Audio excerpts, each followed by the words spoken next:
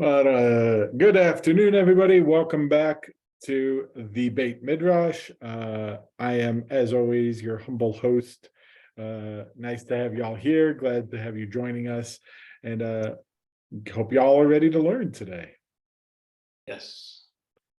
It was a little less exciting. It was like, yes, learning. Like I was hoping, like Margaret would start like jumping out of her chair, and Barbara would be like shadow boxing or something. But no, they're not teaching me that. but we're glad you're here. Glad you're joining us.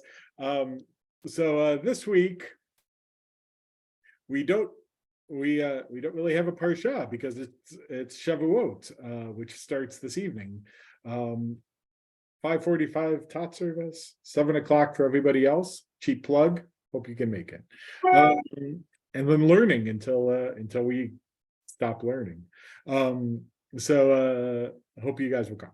But with it being Shavuot, instead of a Parsha, we're going to look at a teaching on Not Shavuot. on Shavuot, of course. Synchronicity. So I'm going to put the teaching up here on the screen. There it is. Hopefully y'all can see it. Yes? Yes. Yes. My screen just did something funny. There we go. So we're going to look a little bit at the Avodat Yisrael, Rabbi Yisrael Hopstein, the Maggid of Koznitz, the founder of the Koznitz dynasty, an important Hasidic dynasty in the history of Hasidism, and his teaching on Shavuot. So we'll kind of jump in here. If somebody wants to start reading, as we are wont to do, we will start with a verse. Yes, Margaret, before we start. I have a pre-question. Okay. I'm not entirely sure what a Maggid is. A Maggid, so Maggid, good question. Maggid usually is kind of translated as almost like a storyteller. That's what I've heard, but this... Yeah, like the literal translation would be like a storyteller, kind of like in the Haggadah, we have the Maggid section, which is the story section. Often it's used almost more like a teacher. So the Maggid, like a Reb Dovber of like a Reb Dovber. Why am I blanking? He's the one who's usually just called the Maggid. Mezrich, right there on the screen. I don't know why I didn't look at it. The Maggid of Mezrich, Reb Dovber of Mezrich, the Maggid of Koznitz. So they are, it's kind of, in this sense, almost like a teacher. Often these teachers will incorporate the lessons through a story. You're not going to really see that in this particular teaching, but they might embed the teaching within a story that they're then going to share. The Hasidim are big on their stories.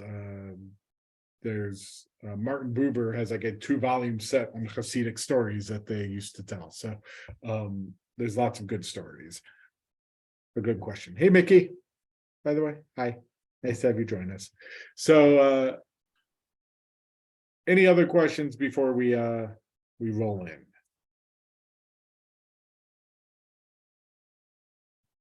Somebody want to start us off for you? For us, for all of us. I don't know why I said you.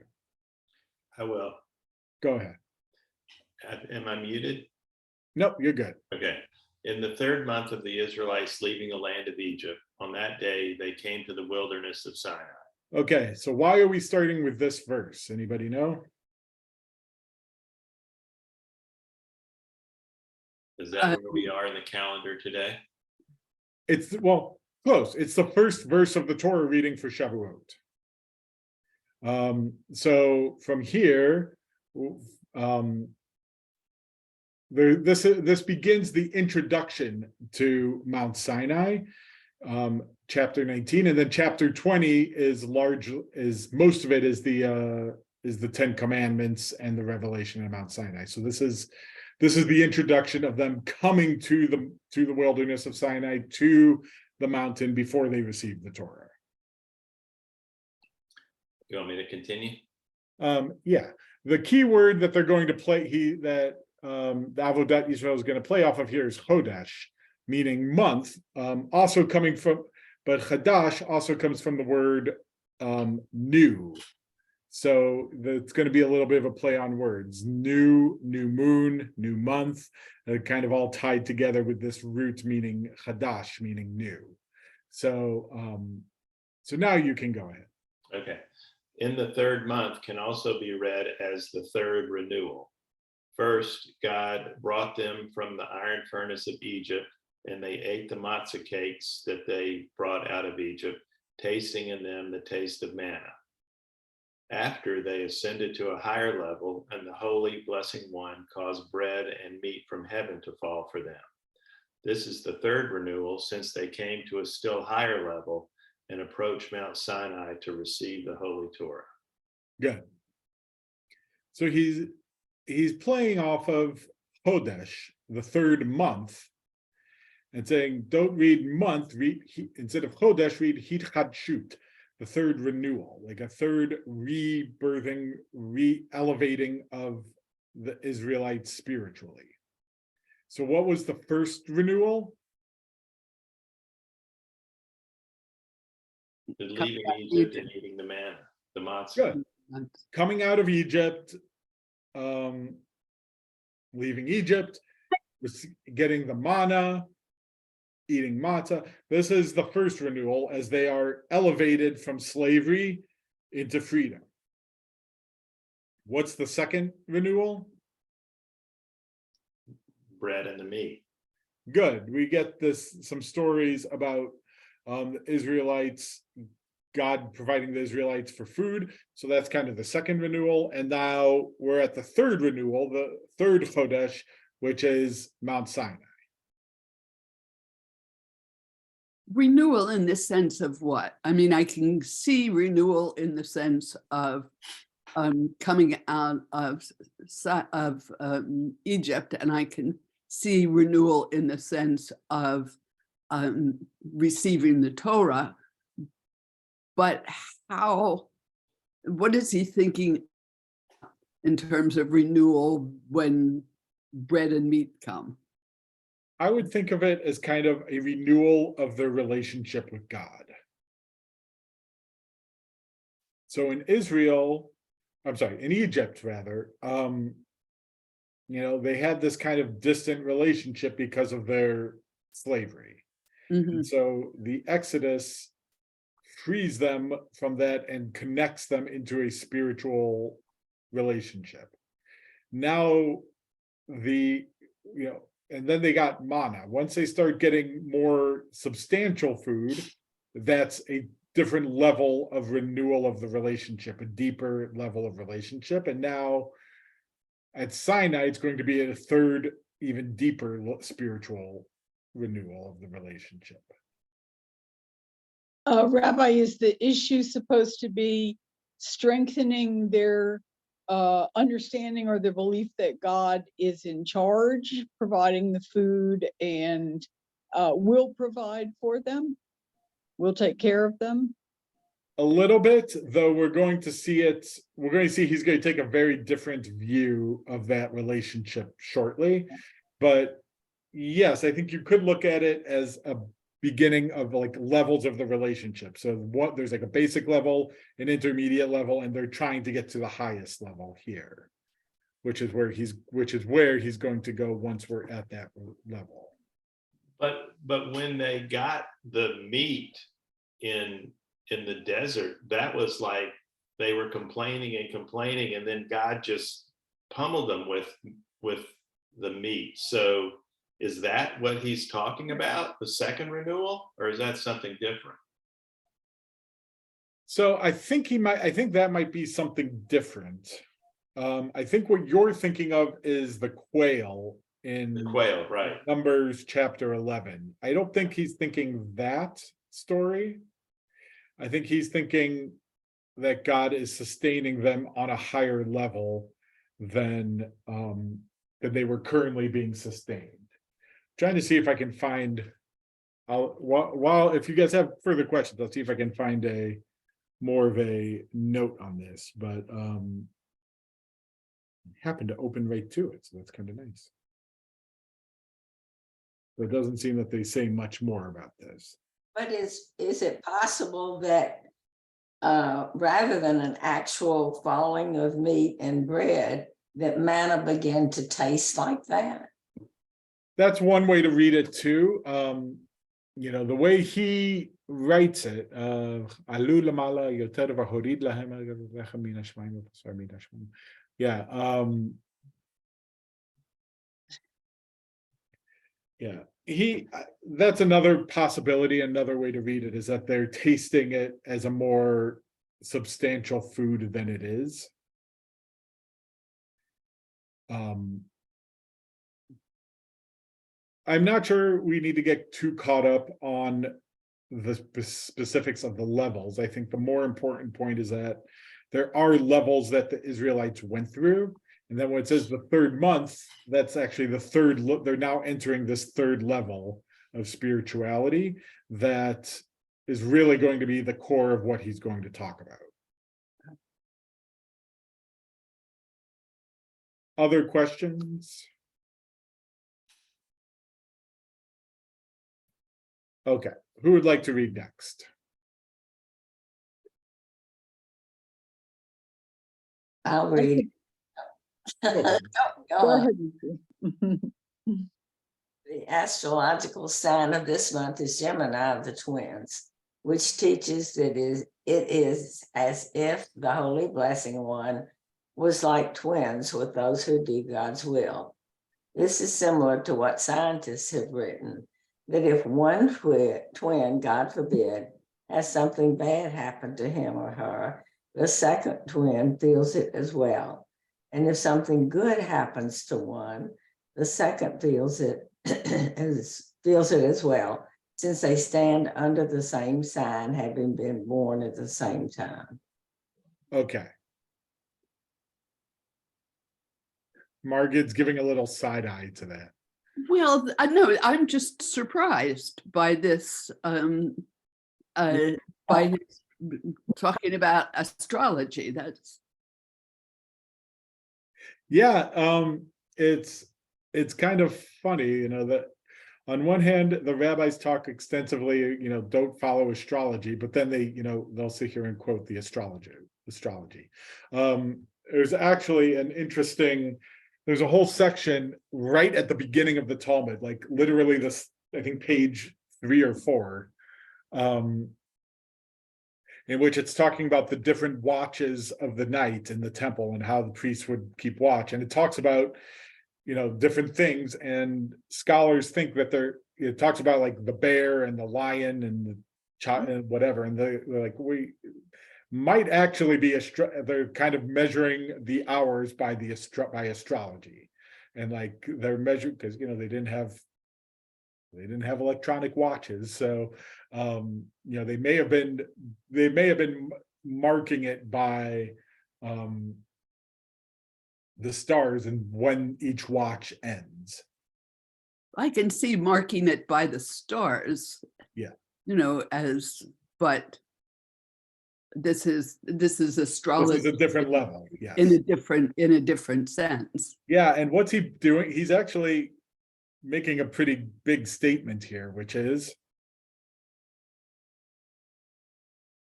The two facets of God. not two facets of God. Oh, our twinship with God, I guess. Yes, we are God's twin, Oh, okay. and hence Shavuot, more often than not, Shavuot falls under, I actually double check this to look it up. More often than not, Shavuot will fall during Gemini. So why is Shavuot in this period? Because we are God's twin, that we have this deep spiritual relationship with God, like identical twins do. And playing that out, what does he say?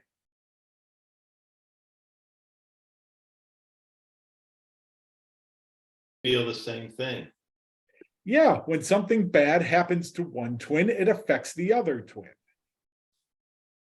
I'm thinking we might look at this a little more next week too, in a different light. But that's kind of reminding me. This is ancient stuff. Well, no, it's not ancient. this is pretty modern. It's 18th century mostly. Well, it's a while ago, and it's making me think of Heschel. I mean, the kind of mutual relationship with. Say more.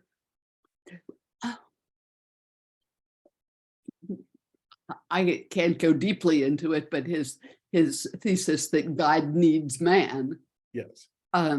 As well as man needs God. So yes, and keep in mind, by the way, that Rabbi Abraham Joshua Heschel was a Hasidic. Right. His father was the Rebbe of the Apt dynasty. He's not the first Abraham Joshua Heschel either. There's like 3 or 4. There's like a bunch of them that were his ancestors, that they were all named after each other. But he's a Hasidic Rebbe, and this is actually the root of Kabbalah. Also, is that what we do in this world has an effect on God above. So when we do mitzvot, when we do good deeds, when we do the things that we're supposed to be doing, it essentially opens up the divine energy flow more. Like, think almost like a faucet, you turn the knob more whenever we do mitzvot. But when we don't do mitzvot, when we transgress, when we act badly, it closes off the divine flow, and it has an effect, which also has an effect on God above also. He's reading this in a more personified way, that, when we do something good, when something good happens to Israel, God is happy and God feels that good too. When we do something bad, if something bad happens to us, God feels that also. I guess that also, I've always wondered about the temple sacrifices and the idea of this savor, the smell that is supposed to be, I guess, pleasing to God. So this is, that's more concrete. Yeah. So if we think of the sacrifices for a moment that were done in the temple, there's a couple different ways to look at it. In this context, some of it is we are giving of ourselves to God, in a sense. We are giving something that we owned, that we raised, that we spent money on, that we have cared for, and we're giving it as a gift to God. And in that sense, our willingness to give of ourselves is pleasing to God. Maimonides, I can't remember if I spoke about it with you guys or somewhere else. Maimonides has this really, what I love his interpretation of the sacrifices, which is God never really wanted sacrifices. God wants us to give of our hearts and our spirits and our mouths and God wants us to give of ourselves. But looking at our ancient ancestors who were living in societies who all sacrificed animals to their gods, if God had told Moses to command them to pray to God and to use words and to pray from the heart, they would have been like, what? I don't get it. I don't understand. What does that mean? And so God had to command sacrifices as a way to connect with the Israelites where they are, because they wouldn't have been able to understand it any other way. It's only through, at Maimonides' time, the 2,000 years of evolution, and spiritual evolution that had happened, that the Jewish people were able to now understand this concept of prayer and giving the sacrifice of our hearts and the worship of our hearts and speaking to God in the way that God actually desires. Maimonides then goes on to say that there's actually, eventually we're going to get to a higher level than that, in which prayer is unnecessary because we're going to be using logic and reason as a way to understand God. But I don't know if I agree with him that much, but I like the I like the other one.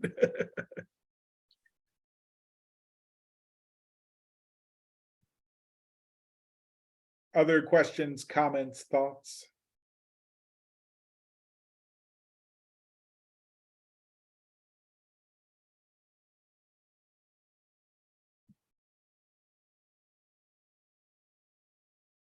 We'll go on to the next one then. Who would like to finish? I think Barbara, you had wanted to read before, but Right, I can try. The third time is the charm. third so- time's the charm, and it's the third renewal. That's what this is. Yeah. The situation is similar with the blessing creator and those who do God's will, that it is as if they were like twins. This is why they also called Yisrael, this is why they are called Yisrael, because they are straight with God, they are equal to God.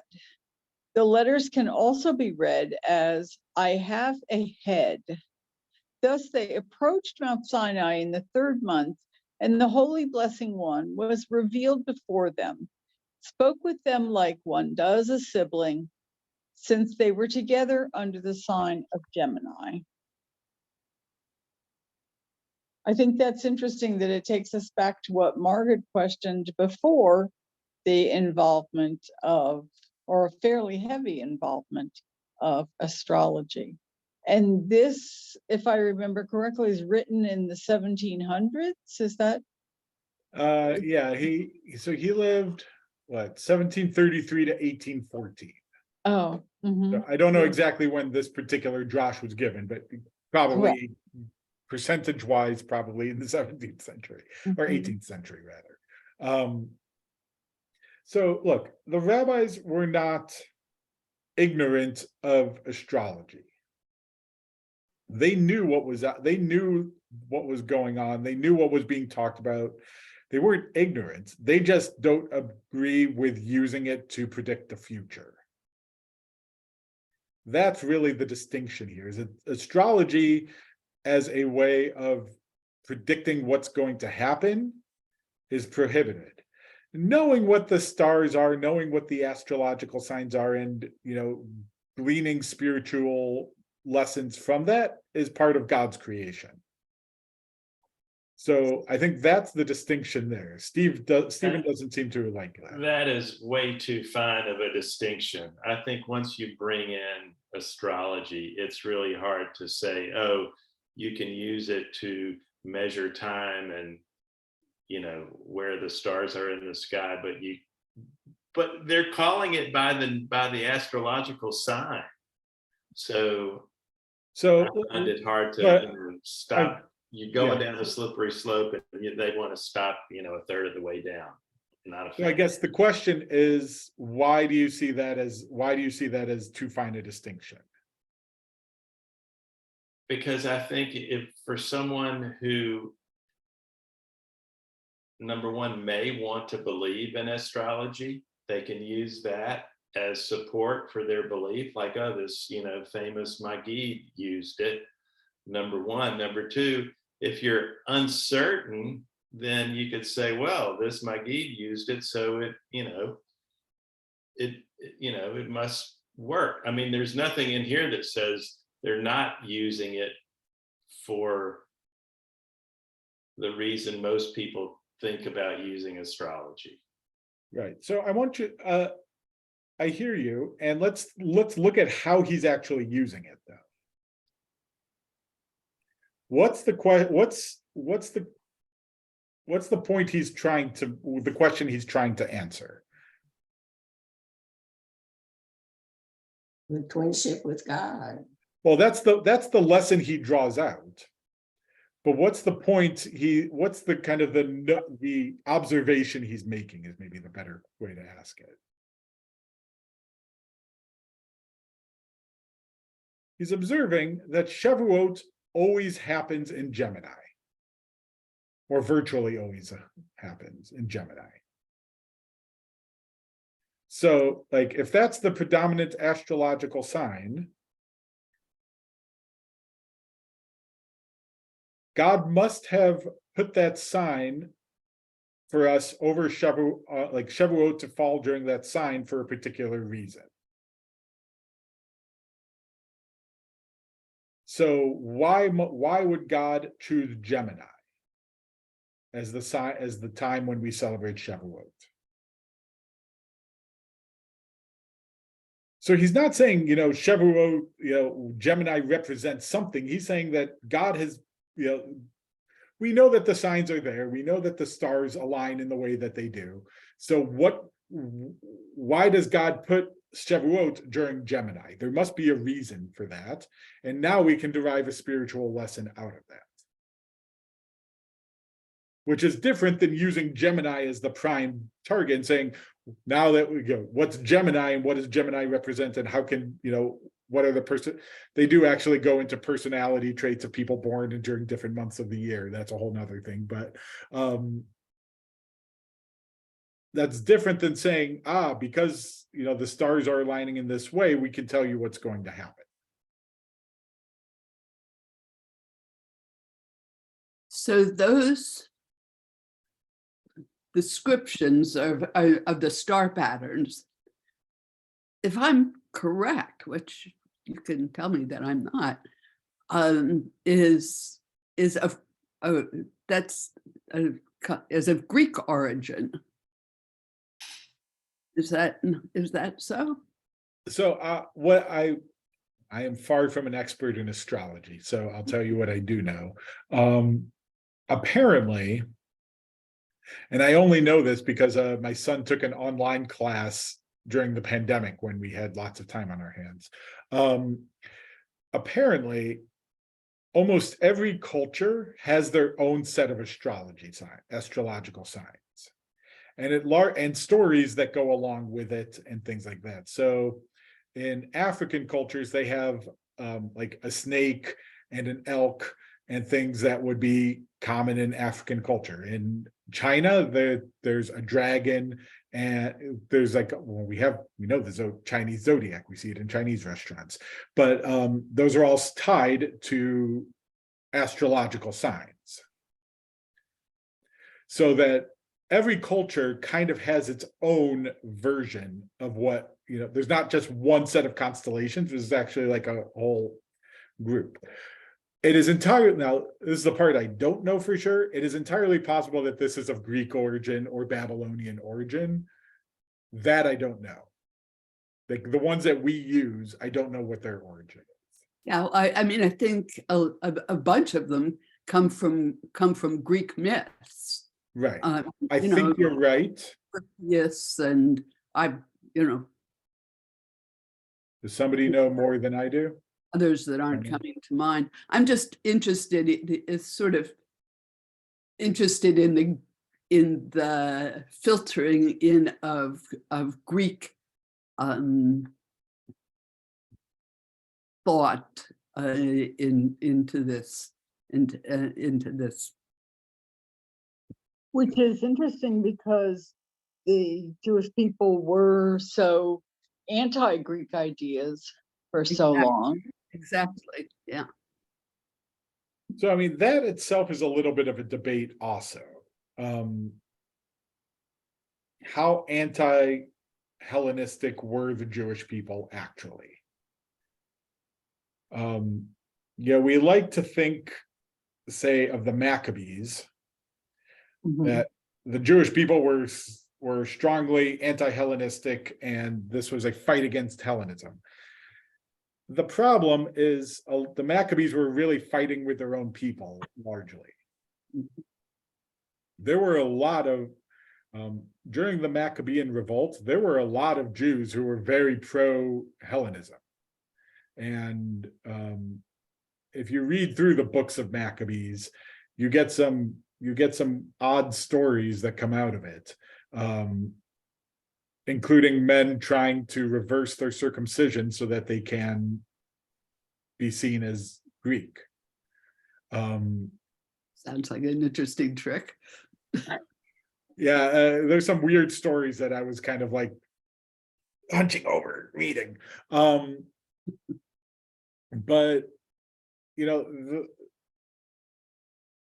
by the way, after the Maccabees actually won, within 3 generations, who was the third high priest that they, or the third Hasmonean leader? I believe his name was Jason Alexander or something like that. It was like a super Greek name. So within 3 generations, the Maccabees had kind of Hellenized themselves also. But it's kind of hard, as we know in America, it's kind of hard to be in a minority culture and not be aware, but also not be somewhat influenced by that culture. It's just, you can't do it unless you really isolate yourselves entirely. Well, not to bring up the topic of Jewish food and Jewish customs, but we've done that with every culture we've lived in. Yeah. We've taken on aspects of the culture, aspects of the diet, aspects of the world around us, every place we've lived, every place we've moved. Yeah, And you think of some of your favorite Israeli foods. What are some of your favorite Israeli foods? well, they're Egyptian or they're from other areas of the. I was asking for specifics, but you got to the point. Like, you think yeah. of falafel, shawarma, shakshuka, those are all Arab foods. Correct. And maybe from different areas too. Shakshuka is North African, and tabbouleh differs whether you're eating at Eli's or you're eating in a Lebanese restaurant, but it's a modification of the same thing. But Exactly. I mean, we did the same thing in Poland and Germany, things like that. Schnitzel is not schnitzel is German, right? If I remember. Right. Yeah. Like, or it's And European. it was originally made with pork, but that's okay. We use chicken instead. We eat chicken instead, right? But I just mentioned that as a concrete example of how we absorb information and customs from other cultures easily as a people. Now, there might be people that argue against that, but it's how you survive in a new area. And bringing it back, yes, exactly. Like, so what's he doing? He knows his people are probably into astrology. He knows people, he's aware of what astrology is. He's aware of how it works. And he's trying to take a Jewish view of it now and say, instead of predicting the future and predicting what's going to happen to you because of the way the stars align, we're going to say the stars are aligning under Shavuot, and there's something that we can learn from this.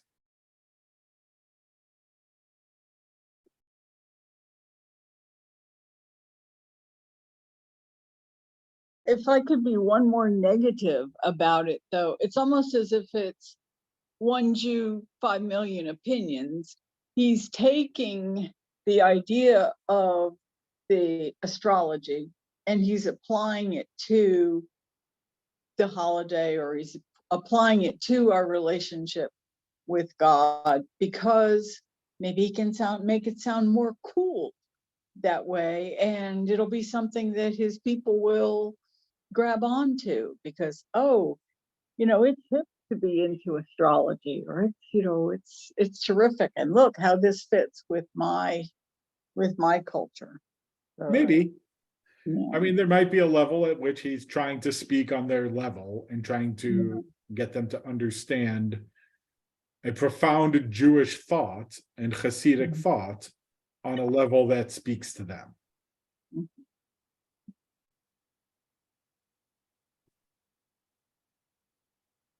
That's a possibility.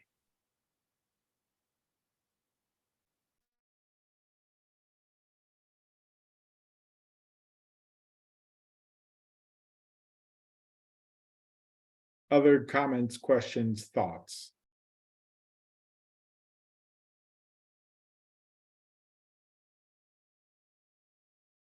Is it the twins concept? Is that just like we're created in God's image? I mean, is that the kind of the bottom line of it?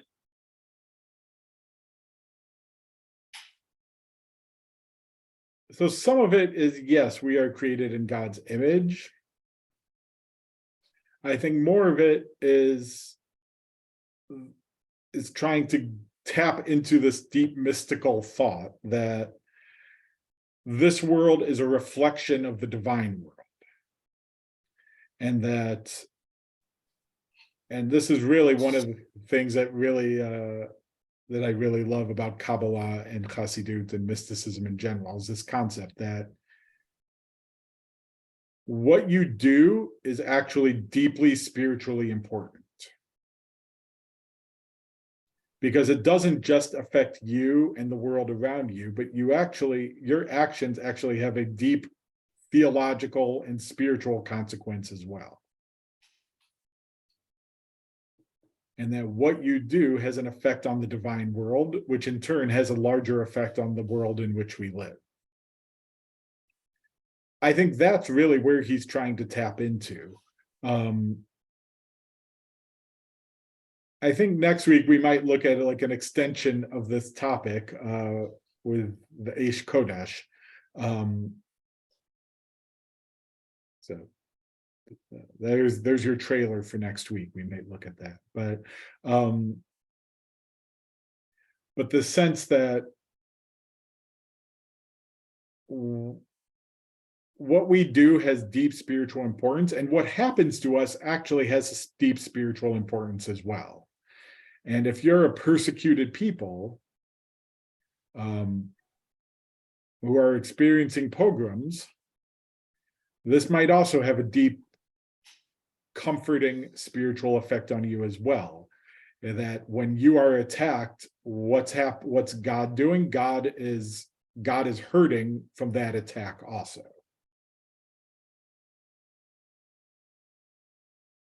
But on the flip side, when you're celebrating, when you're doing God's will, when you're gathered together for Shavuot, that also has a positive, deep impact on God in addition. And I think that's really the bottom line. I think that's really what he's trying to convey with this teaching, is your actions have consequences, both good and bad, and therefore act accordingly.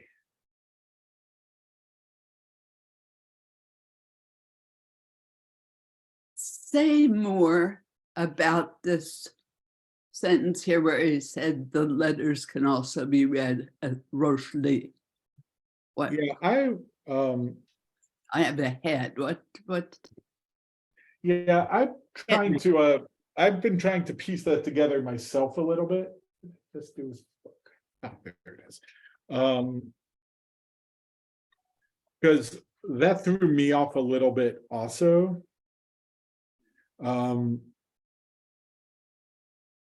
I think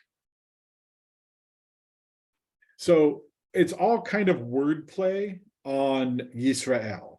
So if you Yashar El, that I am straight, that you are straight with God,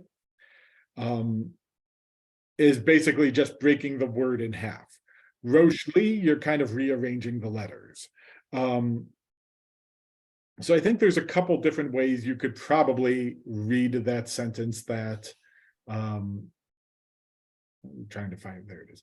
V'gamhu Rosh Li, that also like I have a head. One is if you wanted to read it kind of as part of our connection with God, that God is the head that controls us, the body, and that the body and the head have this mutual connection with each other. I think that's one way you could read it, that God is the head and we are the remainder of the body, and that if something happens to the body, the head suffers along with it. But that ultimately the head still controls the body. I think that's one way. That's the way I kind of initially had it. I thought of another, as I was talking, I had another thought, but I lost it again. So if it comes back to me, I'll let you know. But You also speak with your head. yes.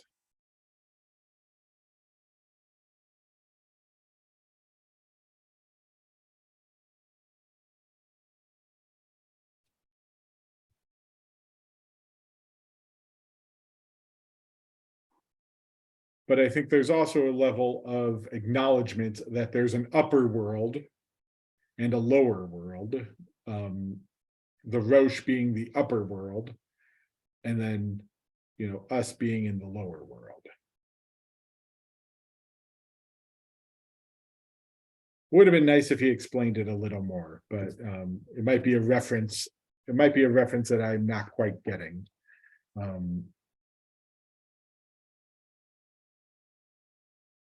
It's just a different orientation, that we're equal with God instead of God as our Father, our King, Correct. And I think that's really a big Hasidic interpretation, is that we are, at the least, we are equal with God. And that there's a level at which God needs us and God needs our participation and our relationship as much as we need God back.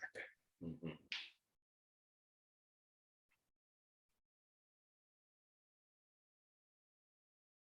Again, one of the reasons why I love Kabbalah and Hasidut, because it really plays into that relationship in a very different way than I think we are typically used to. Though our Avinu Malkeinu, there's some great interpretations of that as well, which is, what is the primary attribute you have of a king in relationship with a king? It's a relationship of fear. You're, especially for a minority culture, you're generally afraid of the king because the king has all the power and the king can do whatever the king wants to you without repercussion. Avinu, our father, our parent, what is that kind of relationship? That's love. That's a loving relationship, ideally. So Avinu Malkeinu is, there's some sense that we have to have that balance of attributes in our relationship as well, with God as well. We need to have this attribute of love, but we also have to have this attribute of fear, not out of terror, but out of awe. As I've, I really like this. I really do like this dynamic, because the attribute of love is what connects people together and what brings people together. It's a attribute that tries to unite. However, and I think some of us have seen people in these relationships who kind of lose their self-identity and lose their sense of self because they get too attached to the person that they're with, and they forget who they are in that relationship. There's a sense of awe, of fear, that awe and fear is a separating factor. It pushes people away. And so on one hand, if you are in a relationship based on fear, you never can have that connection with somebody because you're always separated from them. Or if you're in awe of them, you never can have that deep connection because you're too much in awe to actually connect with them. They're too separate from you. So there needs to be a balance between love in any relationship. There's a balance that needs to happen between love and coming together, and awe that helps us maintain our self-identity as something separate from the other in the relationship. So we need that with God. We need the sense of God separate from us, but that we still want to connect and come closer in that relationship. But it also happens with our spouses, with our friends, with our siblings, with our children. There's a sense of we want to get closer to them, but we also need to respect individuality, and that we are two separate individuals also. And I think Avinu Malkeinu kind of plays off of that relationship also, and helps remind us of the balance that we need to strike in our divine relationship and in our human relationships. Sermon over.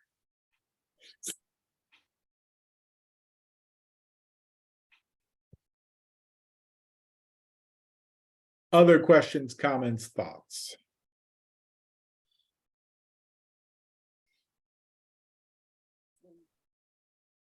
Yeah, the Yasher El, is that his interpretation, or is that something? I think it comes up periodically.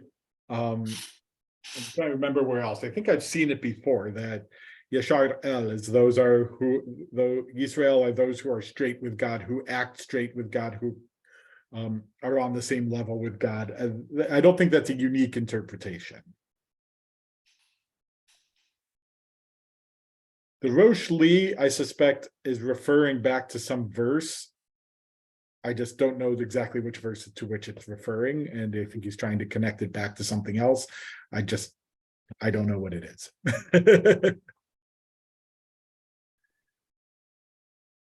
Other questions, comments, thoughts?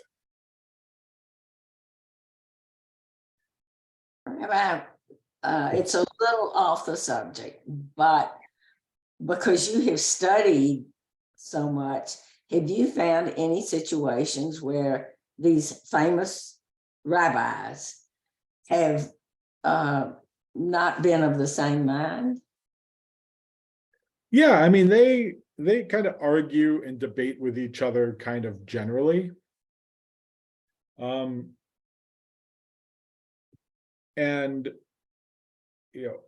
especially when the Hasidic movement was at its height, there was a lot of political arguments and confrontations going back and forth also. There was a lot of, who's stepping on whose territory and who's recruiting from whose communities and things like that. There was a lot of politics that were going on also. But even early on, there's debates and disputes about what is the proper way, what is the proper future of the Hasidic movement. There are Hasidic leaders, I will say, who never set up communities because they didn't think that was the way to do it. They were traveling preachers. So they would travel all over Europe and never really settle anywhere as a way of spreading it from there, and spreading the ideas from there, because they didn't think settling in a community was the most effective way. That seems to be what actually worked better, was the settling in a community. But there were quite a number of disputes in what is the right way to do this, and they didn't always see eye to eye about it, and they would kind of debate back and forth, but that's part of the Jewish way.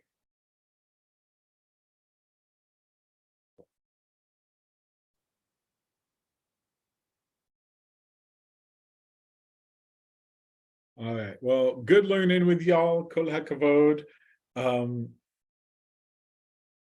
Just a couple of reminders again. Tonight, the adult program starts at 7. We'll have some desserts out, and then candle lighting, Mariv, and we'll go into our learning sessions. So I hope you'll come join us tonight. Tomorrow, 9:30, Shabbat 9:30, along with Yisker. We'll also be doing a senior send-off to some of our graduating seniors, so I hope you'll join us on Shabbat.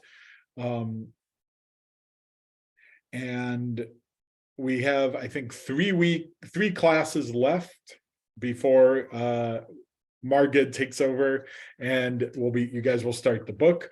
So I hope you'll join us for 3 more sessions.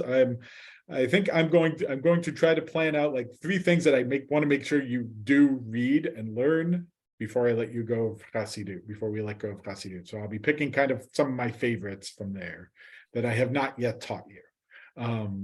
Well, don't forget to record, because I'm going to be away for the next 2 weeks. Okay, we'll have to record them. So if I don't see you, Chag Sameach, Shabbat Shalom, or Shabbat Shalom, Chag Sameach. And look forward to seeing y'all and learning with y'all soon. Thank you. Barbara, nice to see you. Nice to be here. Thank you, everybody, and it's a pleasure. Take care, y'all.